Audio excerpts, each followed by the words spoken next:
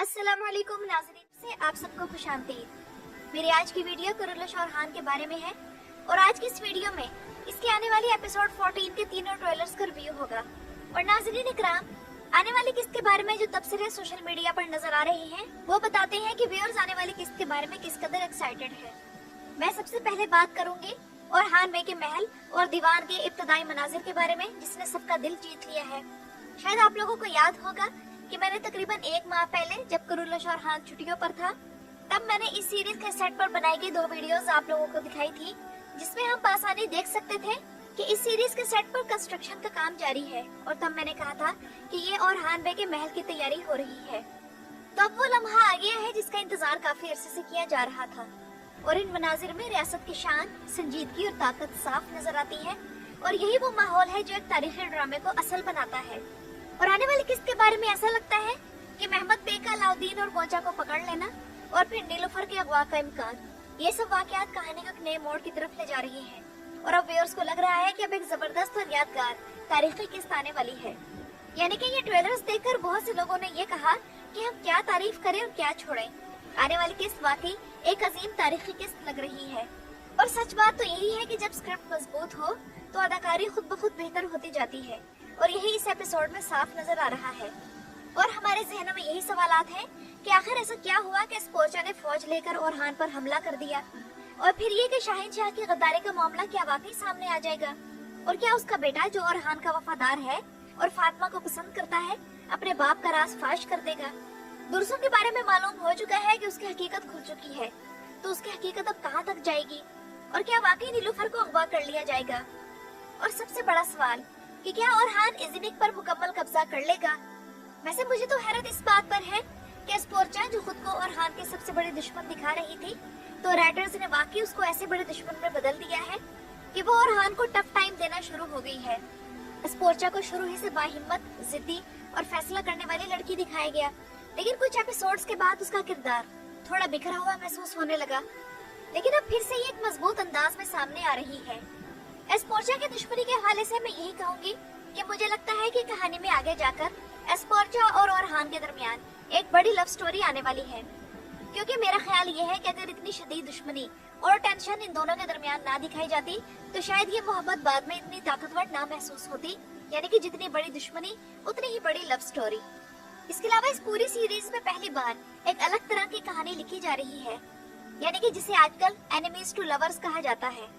इस हिसाब से ओरहान और स्पोर्चा की कहानी बाकी तमाम रिश्तों से मुख्तलिफ है और इसीलिए सबकी नजरें इस पर लगी हुई हैं।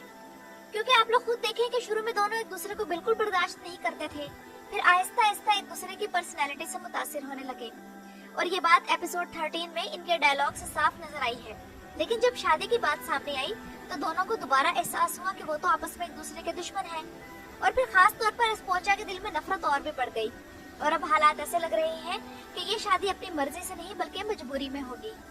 और फिर बाद में स्पोर्चा और हान की शख्सियत से मुतासिर होना शुरू हो जाएगी।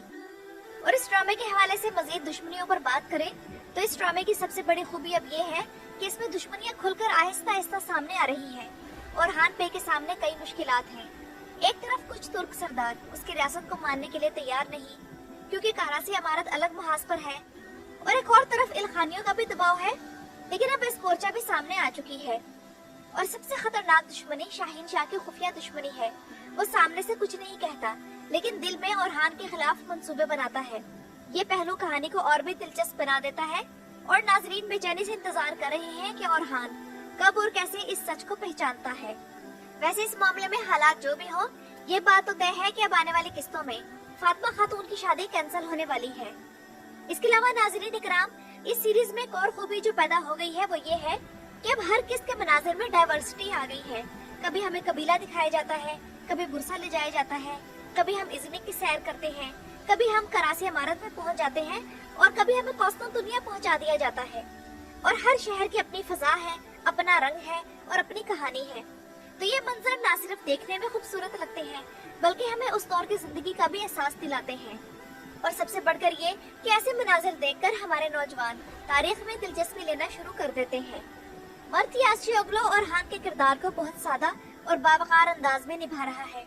उसकी अदाकारी चीख चिल्लाकर नहीं बल्कि खामोशी से असर डाल रही है।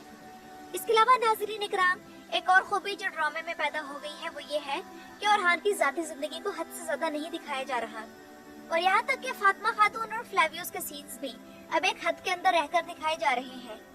और नाज़रीन इकराम, जैसा कि आप लोग जानते हैं कि आने वाली एपिसोड से जरमियान ओगलरी के महमद बे सीरीज में शामिल हो जाएंगे, तो इस किरदार के बारे में एक सिनेरियो तो ये हो सकता है कि अलाउद्दीन और गोंजा को अगवा कर ले, लेकिन इस हवाले से एक दूसरा सिनेरियो ये भी हो सकता है कि अलाउद्दीन और गोंजा मंगोलों के जाल में फंस जाएं, फिर महमद बे आकर उन्हें बचाए। और इसके साथ ही वो लम्हा भी दिखाया जाए जब महमद और उसकी बहन की 9 साल बाद पहली मुलाकात हो। ये मंजर जज्बाती भी होगा और कहानी में एक नया रंग भी भर देगा।